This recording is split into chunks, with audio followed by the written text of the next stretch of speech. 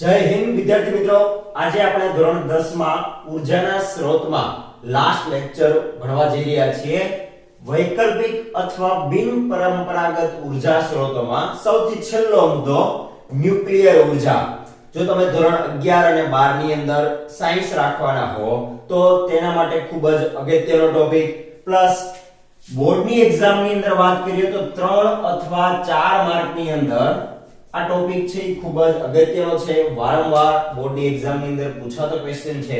તો પૂરેપૂરો વિડિયો જુઓ તો તમને ખ્યાલ આવશે કે 3 અથવા 4 માર્ક તમારે આ ટોપિકમાંથી મેળવવાના છે. તો તમારે એની અંદર કયા કયા મુદ્દાઓનો સમાવેશ કરવો પડશે. મોટા ભાગે એવું થાય છે કે ટેક્સ્ટબુક ની અંદર જે વર્ણન આપેલું છે એ વિદ્યાર્થીઓ વર્ણનને ગોખી નાખે અથવા પાકું કરી નાખે તો એક્ઝામ સમયે કદાચ ભૂલી જાય. પણ આજના વિડિયોમાં તમને પૂરેપૂરી એવી સમજ આપવામાં આવશે કે જેના કારણે તમે લાઈફ ટાઈમ આ ન્યુક્લિયર એનર્જીને તમે ભૂલશો નહીં. તો બરાબર ધ્યાન આપો. આ ન્યુક્લિયર ઉર્જા બરાબર કેવી રીતે મેળવવામાં આવે છે? તો ન્યુક્લિયર ઉર્જા, ન્યુક્લિયરનો અર્થ થાય કોઈ પણ તત્વ કે એના અંદર જે નાના નાના અણુઓ આવેલા છે, પ્રોટોન, ઇલેક્ટ્રોન, ન્યુટ્રોન, એમાંથી આપણે ઉર્જા મેળવવાની છે. તો એના માટે એમાંથી ઉર્જા કેવી રીતે મેળવવી? તો એના બે પ્રકારના ઉર્જા મેળવવાના પ્રકાર આપેલા છે. પહેલું છે ન્યુક્લિયર ફ્યુઝન. વિદ્યાર્થી મિત્રો, તમને એવું ખ્યાલ છે કે મ્યુઝિક ની અંદર પણ એવું આવે કે મ્યુઝિક નું ફ્યુઝન સોંગ આવે છે, બરાબર, કે એક કરતા વધારે ગીતને એકબીજામાં ઉમેરેલા હોય. તો એવી જ રીતે આપણે આવા ન્યુક્લિયરના એક કરતા વધારે અણુઓને જ્યારે ભેગા કરીએ ત્યારે એમાંથી આપણને ઉર્જા ઉત્પન્ન થઈને મળે છે. એટલે અંગ્રેજીમાં આને કહેવાય ન્યુક્લિયર ફ્યુઝન. વ્યવહારની અંદર આનો વપરાશ ઓછો થાય છે. શા માટે? લાસ્ટમાં જોઈશું. આપણે જે ભણવાના છીએ શરૂઆતમાં 3-4 માર્ક માટે એ છે ન્યુક્લિયર ફિશન. અંગ્રેજીમાં જેને કહેવાય ન્યુક્લિયર વિખંડનની પ્રક્રિયા. કોઈ પણ પદાર્થોને તોડો તો એમાંથી ઉર્જા ઉત્પન્ન થાય તો એને કહેવાય ન્યુક્લિયર ફિશન પ્રક્રિયા. તો બરાબર ધ્યાન આપો. ન્યુક્લિયર ફિશન પ્રક્રિયા કઈ જગ્યાએ કરવામાં આવે છે? તો કે જે સ્થાન ઉપર કરવામાં આવે એને કહેવાય ન્યુક્લિયર રિએક્ટર.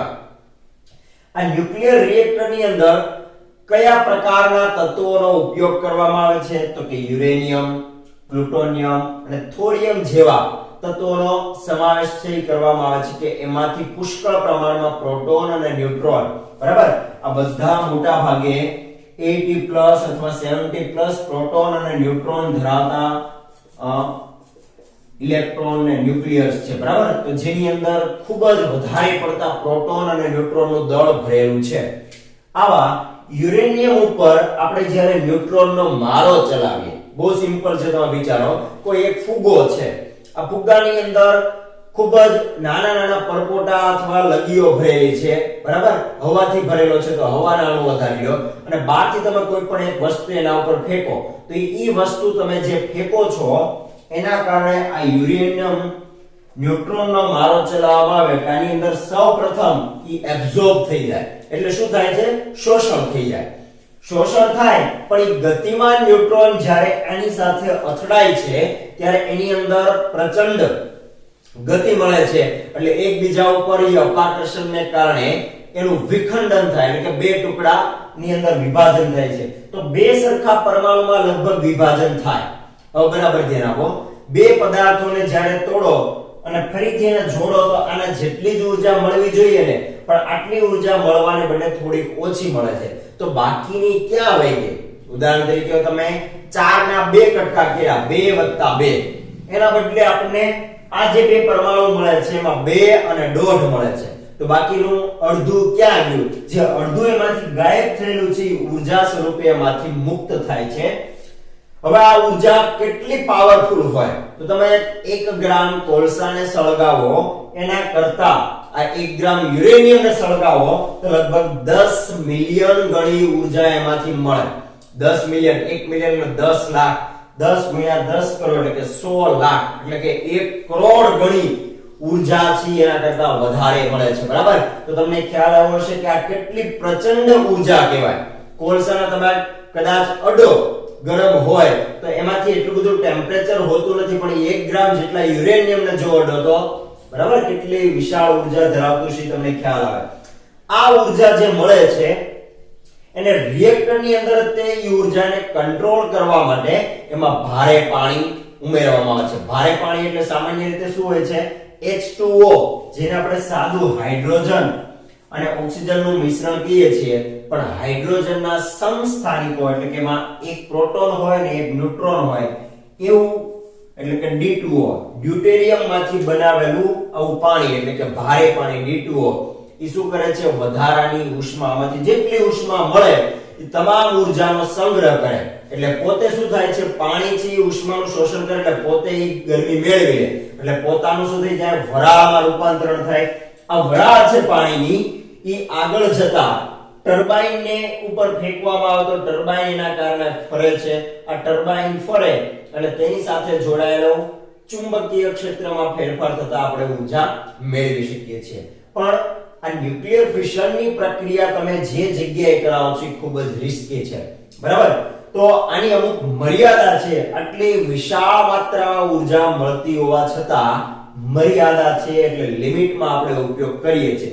શું કામ? બરાબર ધ્યાન આપો. એની મર્યાદા છે એ પણ 2 માર્કમાં પૂછાયો ક્વેશ્ચન. આમાંથી જે છેલ્લે જે તમને નિપજ મળે, ઉદાહરણ તરીકે તમે ઉર્જા વાપરી લીધી તો આવા કાચા પદાર્થ તમને જે મળ્યા એને તમારે શું કરવું પડે છે? સંગ્રહ અથવા નિકાલ યોગ્ય રીતે કરવો પડે. શું કામ? તો કે જે પણ જગ્યાએ પડ્યા રહે ત્યાંથી આવા ન્યુક્લિયર્સ બરાબર વધારાના કિરણોનું ઉત્સર્જન સતત ચાલુ રાખે છે. એટલે એનો સંગ્રહ કરવો હોય તો એ થોડો પ્રશ્ન જેવી થોડોક છે. એટલા માટે વધેલા ઈંધણમાં રહેલ યુરેનિયમ હજી આ હાનિકારક કણો છે એમાંથી ઉત્સર્જિત કર્યા કરે છે. બરાબર? અને ઈ જો આપણા શરીર ઉપર પડે તો આપણા શરીરની અંદર રહેલા કોષોનું પણ વિખંડનની પ્રક્રિયા શરૂ થઈ જાય. એટલે કોઈ પણ વ્યક્તિના સંપર્કમાં જો યુરેનિયમના વિકર્ણો આવેલા હોય, તમે ઘણી વખત CID સિરિયલની અંદર પણ જોયેલું છે કે ન્યુક્લિયરના ટચમાં કોઈ વ્યક્તિ આવી જાય તો એક સાથે ઘણા બધા લોકો મૃત્યુ પામે છે. બરાબર? તો એ રેડિયોએક્ટિવનો જે ગુણધર્મ છે એટલે કે વિકિરણો ઉત્સર્જિત કરે છે એની સાથે મનુષ્ય સંપર્કમાં આવે તો તાત્કાલિક એના શરીરમાં કોષોનું વિભાજન થવા માંડે છે અને વ્યક્તિનું લગભગ 12 કે 24 કલાકમાં મૃત્યુ થઈ શકે. એટલા માટે ઈ એક સૌથી મોટો પ્રશ્ન છે. વધેલા ન્યુક્લિયર ઈંધણનો યોગ્ય સંગ્રહ કે નિકાલ જો ન કરીએ તો એના કારણે પર્યાવરણનું પ્રદૂષણ થાય. બરાબર? તો પર્યાવરણને જાળવી રાખવું એ પણ આપણી જવાબદારી છે. આપણે ઉર્જા તો મેળવીએ છીએ પણ એ ઉર્જાને કારણે નુકસાન ઓછામાં ઓછું થતું હોવું જોઈએ. ન્યુક્લિયર વિકર્ણોના અકસ્માત થાય. ઉદાહરણ તરીકે અહીંયા કઈક રિએક્ટર છે એની અંદર જે બોઇલર ભરેલું છે કે જેમાં પાણીની વરાળ બને છે, ત્યાં એક્સિડન્ટલી કઈક બોઇલર ફાટે તો એના કારણે આ ન્યુક્લિયર જો થોડું ગમતું પણ લીકેજ થાય તો એની નજીક રહેલા જેટલા લોકો છે એના સંપર્કમાં આવતા ઈ ટપોટપ મરવા માંડે. બરાબર? તો આવી ઘટના પણ બની શકે. આકસ્મિક સ્ખલન એટલે કે લીકેજ થાય. તમે જે દિવાલ રિએક્ટરની અંદર જે દિવાલની અંદર એનું વિખંડન કરવામાં આવે છે એમાં ક્યાંક લીકેજ થયું તો કિરણો બહાર નીકળવા માંડે તો આજુબાજુના વાતાવરણમાં કિરણો ફેલાય અને વ્યક્તિઓના મૃત્યુ થવાની શરૂઆત થઈ જાય છે. ઉદાહરણ તરીકે છેલ્લે જાપાનની અંદર જે જગ્યાએ ન્યુક્લિયર રિએક્ટર મૂકવામાં આવેલું છે ત્યાં ભૂકંપ આવવાને કારણે એની અંદર લીકેજ શરૂ થઈ ગયું એટલે વિકિરણોથી બહાર નીકળવા માંડ્યા હતા. થોડીક દિવાલ હલબલી ગઈ હોય કે જે ઘટના બની હોય તો એ ખૂબ જ મોટો ખતરો બનીને ઉભો રહી ગયો. તો ઈ ખૂબ જ ખતરાવાળી વસ્તુ છે. કુદરતમાં ઉપયોગી યુરેનિયમ. હવે તમે જો યુરેનિયમ છે આપણે વાપરવાનું છે યુરેનિયમ 92235. કુદરતમાંથી આપણને મળે છે યુરેનિયમ 92238. 235 જે વાપરવું છે મર્યાદિત માત્રામાં છે, જ્યારે 238 આપણને પુષ્કળ પ્રમાણમાં મળે એટલે અશુદ્ધ યુરેનિયમ મળે છે. એને શુદ્ધ કરવું પડે અને ત્યારબાદ જ તે તમે રિએક્ટરની અંદર પ્રક્રિયા ચાલુ કરી શકો. જો અશુદ્ધને વાપરવામાં આવે તો પ્રક્રિયા કન્ટિન્યુઅસલી ચાલુ રહી શકતી નથી. બરાબર ધ્યાન આપજો. આપણે હાઇડ્રોજન બોમ્બ જે બનાવીએ એની અંદર શું હોય તો કે થર્મોન્યુક્લિયર સંલયન પ્રક્રિયા એટલે કે એક કરતા વધારે હાઇડ્રોજનને જોડીએ. હવે આ બંને ઊર્જા શું છે? બરાબર ધ્યાન આપો. આ ફિશન એટલે કે જેમાં વિખંડન કરીએ, તમે આવું જોયું હશે કોઈ પણ ધાતુની પટ્ટીને કાપતા હોય તેમાંથી તિખારા ઉત્પન્ન થાય, વસ્તુ ગરમ થઈ જાય. એટલે કોઈ પણ વસ્તુને જ્યારે તોડો તો એમાંથી પણ ઉષ્મા અને પ્રકાશ ઉત્પન્ન થાય. કોઈ પણ વસ્તુને જોડો, તમે વેલ્ડિંગ થતા જોયેલું છે ને, બે ધાતુને જોડવાનું જ કામ કરે છે, છતાં જ્યારે પણ જોડો ત્યારે તાપમાન ખૂબ ઊંચું જતું રહે છે. બરાબર? મિલિયન્સ ની અંદર ટેમ્પરેચર જતું રહે છે. એટલે આવા હાઇડ્રોજન અથવા ડ્યુટેરિયમના બે અણુઓ ભેગા થઈને હિલિયમનો પરમાણુ બનાવે અને પુષ્કળ પ્રમાણમાં ઊર્જા ઉત્પન્ન કરે. આ ચારે ચારની જગ્યાએ ક્યારેક 3 મળે તો બાકીનો આમાંથી એક ન્યુટ્રોન ગયો ક્યાં? બરાબર, એ જે વધારાનો ન્યુટ્રોન છે એ ઊર્જા સ્વરૂપે એમાંથી મુક્ત થાય. આની લિમિટેશન શું છે ન્યુક્લિયર ફ્યુઝનની? તો કે આપણે જે તાપમાન અથવા દબાણ કોઈ પણ વસ્તુને જોડવું હોય તો અમુક તાપમાન અથવા દબાણ જોઈએ. બરાબર, તમે કોઈ પણ તૂટી ગયેલી પ્લાસ્ટિકની પાઇપલાઇનને જોડવા ગરમ કરો છો કે નહીં? બરાબર, વેલ્ડિંગ કરવું હોય તો એની અંદર પણ ટેમ્પરેચર વિદ્યુત દ્વારા આપો છો કે એ પણ ગરમ કરવાની પ્રક્રિયા થઈ. તો આવું ઊંચું તાપમાન કઈ જગ્યા હોય ત્યાં જ આવા જોડાણની પ્રક્રિયા મોટા ભાગે શક્ય બને. તો કે તમે સૂર્ય જુઓ અથવા અન્ય કોઈ પણ તારાઓ છે સતત કેમ ઊર્જા આપતા રહે છે? તો કે એના અંદરના ભાગની અંદર ગર્ભમાં લાખો કેલ્વિન તાપમાન હોય છે. બરાબર, એના કારણે એની અંદર આ પ્રક્રિયા ન્યુક્લિયર ફ્યુઝન પ્રક્રિયા દરેક તારાઓની અંદર જોવા મળે છે. એટલે સૂર્ય પણ એની અંદર આવી ગયો. આની અંદર બીજી એક લિમિટેશન એ છે કે એનું તાપમાન કોઈ પણ બે અણુને જોડવા માટે તમારે એમાં તાપમાન મિલિયન ડિગ્રી એટલે કે 10 લાખ ડિગ્રી જેટલું ઓછામાં ઓછું અને દબાણ પણ મિલિયન પાસ્કલમાં હોવું જરૂરી છે. એટલે વ્યવહારની અંદર ન્યુક્લિયર ફ્યુઝનના બહુ ઓછા રિએક્ટર આપેલા છે, જ્યારે ન્યુક્લિયર ફિશનના રિએક્ટરો ભારતની અંદર ઘણી બધી જગ્યાએ જોવા મળે છે. કલ્પક્કમ જે છે તમિલનાડુનું તે જગ્યાએ પણ છે. ટેક્સ્ટ બુકમાં તમને ઘણા બધા નામ આપેલા છે. બરાબર, તો એ દરેક સ્થળ છે એ પણ એટલું અગત્યનું છે. આપણે ભાવનગર પાસે મીઠી વેરડીની અંદર ન્યુક્લિયર પ્લાન્ટની ચર્ચા કરી હતી કે ત્યાં રિએક્ટર ઊભું કરવું, પણ લોકોએ એટલો બધો વિરોધ કર્યો કારણ કે એ લોકોના લિમિટેશન સાથે બીક પણ એટલી બધી હતી કે આમાંથી જો કોઈ પણ ઘટના બની તો એનો સમૂળકો નાશ થઈ જાય. આવી ઘટના જ ન બને અને પર્યાવરણને નુકસાન ન થાય એટલા માટે એ લોકો પુષ્કળ વિરોધ કર્યો અને છેલ્લે જે મીઠીવેડીની અંદર પ્લાન્ટ સ્થાપિત કરવાનો હતો એનું રીપ્લાન્ટેશન તમિલનાડુની અંદર ચેન્જ કરવામાં આવ્યું હતું.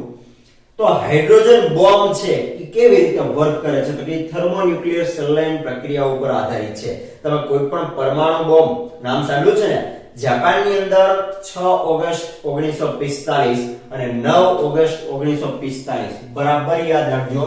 આ 6 ઓગસ્ટ 1945 ની અંદર હિરોશિમા અને 9 ઓગસ્ટ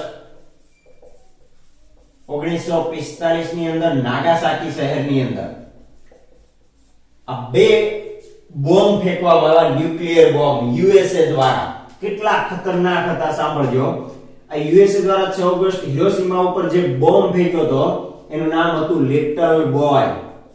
આ એક્સ્ટ્રા નોલેજ માટે છે. બરાબર, લિટલ બોય. લિટલ એટલે નાનો અમથો છોકરો. તમે વિચારો કે નાના અમથા છોકરાએ આખા હિરોશિમા સિટીને સાફ કરી નાખ્યું. બરાબર, શું કામ સાફ કરી નાખ્યું? તો કે બરાબર ધ્યાન આપો, એમાંથી જે કુલ ઊર્જા મળે છે બરાબર કે 1 માઇક્રો સેકન્ડની અંદર એટલે તમે આંખનો પલકારો મીચીને ખોલો એ પહેલા 10⁷ કેલ્વિન એટલે 1 કરોડ કેલ્વિન જેટલું તાપમાન માઇક્રો સેકન્ડની અંદર ઉત્સર્જિત થાય.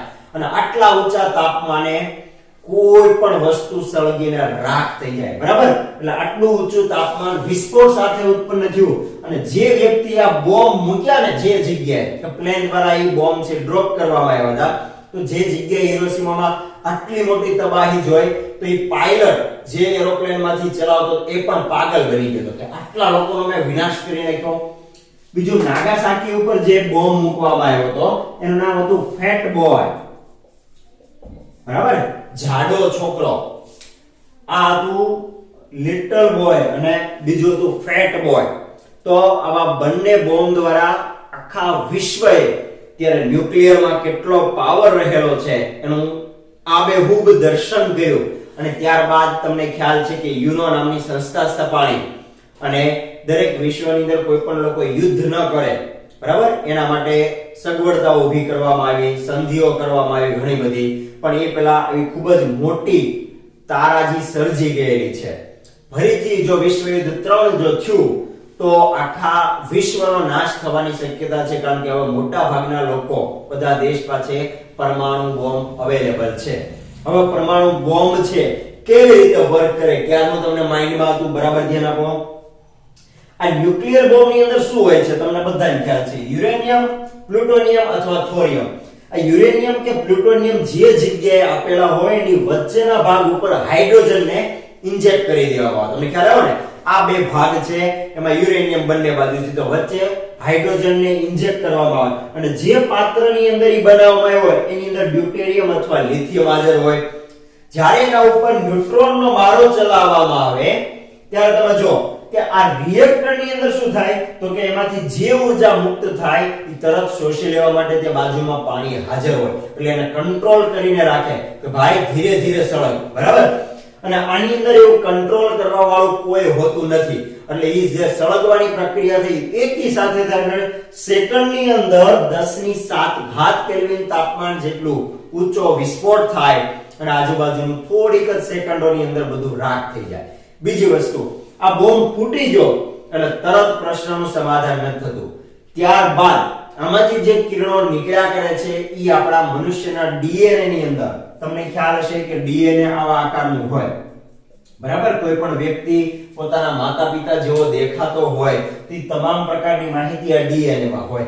આ ડીએનએ ના કારણે એના સ્ટ્રક્ચરમાં પણ ફેરફાર થઈ જાય. ડીએનએ ની અંદર આ વિકિરણો કંઈક એટલો મોટો ફેરફાર કરી દે છે કે હવે પછીની જે પેઢીના બાળકો જન્મે એ એટલા વિકૃત જન્મે. ઉદાહરણ તરીકે કોઈ બાળક જન્મે તો એને માથું જ ન હોય, કોઈ બાળક જન્મે તો સામાન્ય રીતે આંખ ક્યાં હોવી જોઈએ, મોઢા ઉપર, બરાબર. એના બદલે કે ખભા ઉપર આંખ આવે, પાછળ આંખ આવે, અલગ જગ્યાએ જે અવયવો જ્યાં હોવા જોઈએ એનાથી વિરુદ્ધ પ્રકારના આવે, એટલે હાવ વિચિત્ર બાળક જન્મે. અને આજ સુધી જાપાનની અંદર એની અસર જોવા મળે છે. એટલે જાપાન ખૂબ જ શાંતિપ્રિય દેશ ગણાય છે, કારણ કે એને બહુ મોટી તારાજી જોઈને બેઠો છે, બરાબર. તો વિદ્યાર્થી મિત્રો, આ વૈકલ્પિક અથવા બિન પરંપરાગત ઉર્જા સ્ત્રોતમાં ન્યુક્લિયર ઉર્જા ખૂબ આઈએમપી ક્વેશ્ચન છે.